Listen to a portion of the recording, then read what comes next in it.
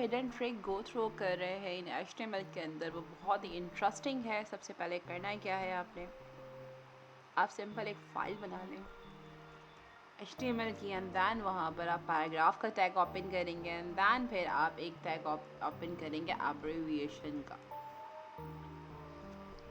इसी के साथ साथ you can provide here the title,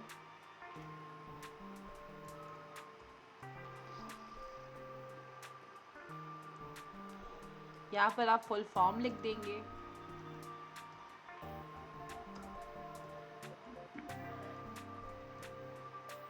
इसी के साथ इसके सेंटर में you can write here the HTML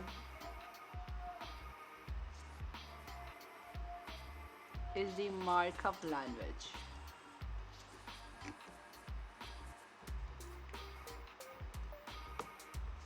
You can now see अब इसका प्रीव्यू ज़रा चेक कर लेते हैं what is the result। Now you can see hypertext markup language, ठीक है जी। So this is the very easiest way to apply abbreviation in HTML।